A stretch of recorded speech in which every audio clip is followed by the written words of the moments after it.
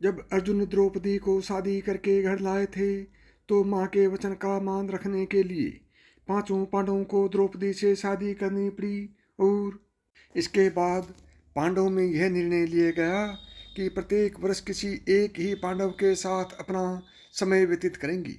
जो कोई भी इस निर्णय का दुरुपयोग करेगा उसे 1 वर्ष तक वनवास जाना होगा। ऐसे में जब भी द्रौपदी किसी पांडव के साथ अकेले में समय व्यतीत कर रही होती तो दूसरे पांडव को उस कक्ष में आना वर्जित होता था। वहीं इसी दौरान एक ऐसी घटना घटित हो गई जिसकी वजह से कुत्ते को श्राप मिला कि सहवास करते समय उनको पूरी दुनिया देखेगी। दरअसल पांडवों ने नियम बनाया था कि जब कोई भी एक पांडव द्रौपदी के कक्ष में जाया करता था तो वो अपनी पादुकाएं द्वार पर उतार दिया करता था ताकि उनके भाई पादुका देख कक्ष में प्रवेश ना करे। हालांकि एक बार जब अर्जुन अपनी पादुका प्रवेश द्वार के बाहर उतार द्रौपदी के संग प्रेम प्रसंग में लीन थे, तभी द्वार पर एक कुत्ता आया और खेल खेल में उस कुत्ते ने अर्जुन की पादुका उठा ली और उसे लेकर के पास के जंगल में जाकर उसके साथ खेलने लगा।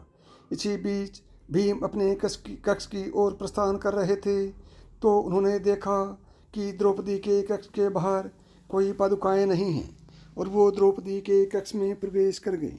इसी बीच भीम को अपने कक्ष में देखकर द्रौपदी शर्मिंदा हो गई और बहुत ही क्रोधित होते हुए उन्होंने भीम से कहा कि उन्होंने कक्ष में प्रवेश कैसे किया जबकि अर्जुन उनके कक्ष में है। इस पर भीम ने बताया कि बाहर कोई पादुका द्वार पर नहीं रखी है। उसके बाद दोनों भाई कक्ष के बाहर आ गए और उन्होंने पादुकाओं को खोजना शुरू कर दिया। ढूंढते ढूंढते वे पास के जंगल में पहुंच गए और उन्होंने देखा कि एक कुत्ता अर्जुन की पादुकाओं के साथ खेल रहा है। ऐसे में द्रौपदी इस बात से बहुत ही लज्जित महसूस कर रही थी और उतनी ही क्रोधित भी थी। ऐसे में उन्होंने क्रोध में आकर कुत्तों को यह श्राप दे दिया कि जैसे आज मुझे भीम ने सहवास करते देखा है उसी तरह तुम्हें सारी दुनिया सहवास करते देखेगी।